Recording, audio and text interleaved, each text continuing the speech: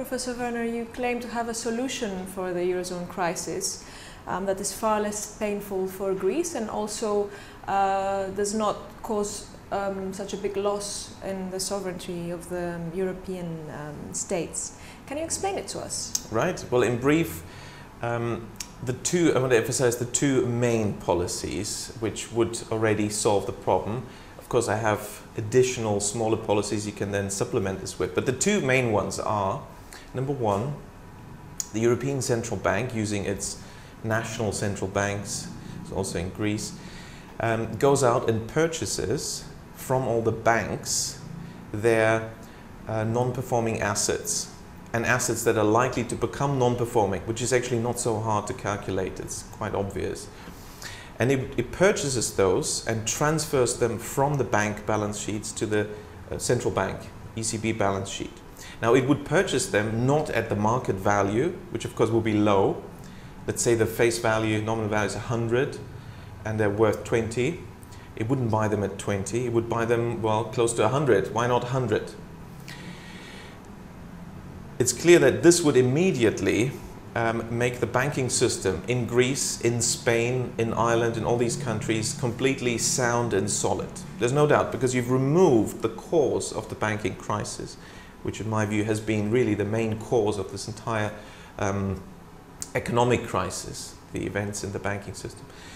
Now, counter-argument, and perhaps you're going to ask me, aren't you just shifting the problem away from the banks to the central bank by doing so? No, we're not, because the central bank is a special institution and we're using cleverly the privilege of the central bank to solve the problem at zero cost to the taxpayer. It may look as if the central bank will make a loss of 80 if it buys at 100 what's worth 20.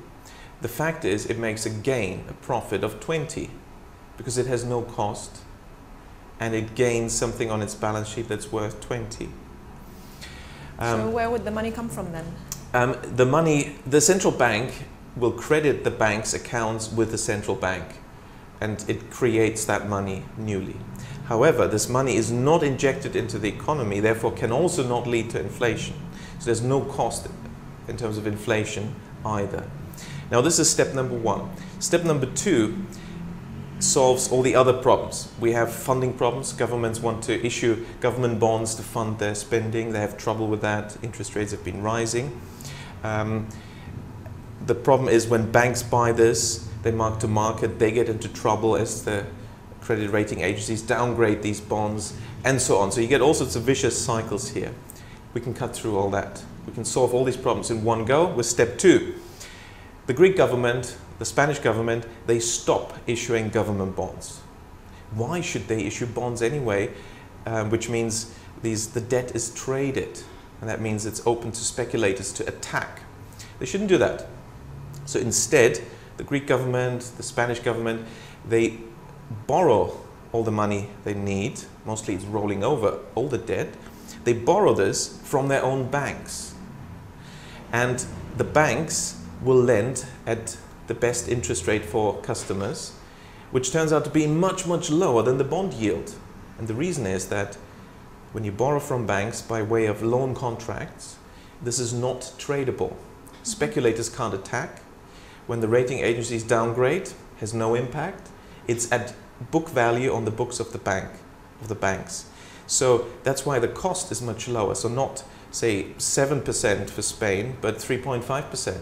For Greece also much, much lower, of course, than the bond yields. Fraction of the bond yields. So the cost savings are massive immediately, but there's many other benefits. The banks don't have to mark this to market, so downgradings don't affect them. And the banks will get business. Banks need money to shore up their capital. Ultimately, we need to restore the banking system. Well, how can they have more business? Their business is lending. This will expand bank lending, give them more business, so they can use retained earnings to shore up capital. Now, we also need, and this is really what's missing in all the European proposals and treaties and deals, we need more demand. And this proposal will create demand. Demand comes through expansion in the money supply. Step 1 doesn't expand the money supply, but this step 2 expands the money supply, because most money is created by the banking system. Banks create the money supply through what's called lending. It's actually bank credit creation. When the bank gives out a loan, it actually creates the money newly. So if the government borrows from the bank, suddenly you create bank credit. And that means you have money creation in Greece that is leading to demand, and that leads to growth. And then you get more tax revenues, you get employment, the economy expands. So just with these two policies, you can solve the crisis, and you don't need further European centralization. Mm. The banks in Greece would probably tell you that it was not, the crisis did not originate in them, but it originated in the government who actually made them purchase their bad debt. So how can the problem be solved by banks lending money to the government? I mean, I would agree with the banks that it was not a good idea of the government to tell the banks, look, buy the bonds, or give them incentives to buy these bonds, because they're tradable instruments. That's why I'm saying, well, actually, get rid of the bonds, we can even buy them back. And the government funds itself through loans from the banks, and then the banks won't have a problem with it.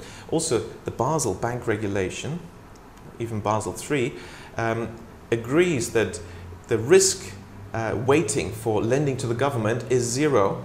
So they don't even need capital for these loans to the government. And also, they can use these loans, although they're loan contracts and not tradable, they can use them as collateral with the ECB. The ECB has said that, and therefore they have no problem, even vis-a-vis the ECB and the European banking system. Mm-hmm. But just another point to concerning your question, the banks weren't the problem. Well, of course, they were the problem in the sense that they created the economic boom that led to the overspending even of the government. Mm-hmm. And that's due to massive bank credit expansion in the years up to 2007. Very high bank credit growth, over 20%. And that tells us, actually, the real cause of the problem is not just in Greece. I think the main cause, actually, has been the ECB bank credit policy, because they allowed these huge credit bubbles to happen in Ireland, Portugal, Spain, and Greece. Mm. It looks like the ultimate goal of your plan is to increase domestic demand, if I'm not mistaken. That's right. But it seems that the ultimate goal of the plan that is actually implemented now in the peripheral countries of the Eurozone is to create domestic depreciation by decreasing wages, and so to bring the prices down. So it looks like the goals are not the same. That's right. But of course, they have a problem with their goals, what they're currently doing, because what they're doing is very, very painful. You need an internal depreciation because we can't change the currency exchange rate at the moment. And that's very painful. And I don't think people deserve to be put through this high unemployment, the social disruption, the human cost is basically immeasurable. And it's not likely to work ultimately if you only squeeze. I think they're really squeezing now at the moment to create the political pressure so that people agree to the political goals that are at the same time being made, announced and targets set by Brussels. But the economics doesn't make sense, because you can't just keep cutting and fiscal tightening to save money and so on, because unemployment rises and government support in the electorate diminishes. So I think people realize also in Brussels we need demand stimulation. My plan provides that, and the alternative plans don't actually provide that. Mm. Also, the consensus is that this is primarily a debt crisis, which is brought by countries who spent beyond their means. How would your plan help solve this issue by actually giving more money for the governments that were so spendthrift to borrow and to spend? Yes, well, that's a good point, actually. Now, I would argue that the alternative, which is what's being discussed by Brussels and proposed, this EFSF and ESM and all these mechanisms, they're the ones that actually increase debt. It's the loan shark solution, where you've got somebody totally in debt and the loan shark comes, oh, I'll help you, I'll lend you even more money. Special deal for you. So the total debt increases. That's exactly what the EFSF and ESM and all these contracts do. And Germany's making contributions. Actually, where does the German government get its money from? They have to borrow as well. So the German government has to then also issue more government bonds. If you then add up all the debt, the ESM debt, EFSF debt, the German government debt, and the Greek debt. Because total debt is just completely ballooning. So your worry is real and applies mainly to what they're currently doing. My proposal would actually reduce the total debt compared to what they're doing, because you wouldn't get others to borrow just to lend to Greece and therefore increase aggregate debt. I'm not saying the government should increase spending. Well, maybe even they should, maybe even if they did it. But what I'm saying is, even with the current spending, if you implement my plan of funding the government, then the current spending will suddenly lead to a recovery. So you don't need an increase in spending for my plan to work. And that's the amazing thing. Because when a government issues government bonds to fund its spending, it's actually crowding out the private sector. Because, okay, so you've got government spending with the right hand, but then you issue bonds and you're taking the same money out with the left hand. You can only get growth if the income pie is growing, and it's growing only when you have credit creation. And government bond markets don't create money, they transfer existing money. So actually that's one of the reasons why it's been so painful, because the government has been still issuing bonds, and that takes money from the private sector, which is then not available for private sector investments. My plan would add to the money supply, because when banks lend to the government, they create new money, which does not crowd out private investment. So you'll see the total income pie would grow. Thank you very much, Professor Werner. Okay, thank you. Thanks for the interview.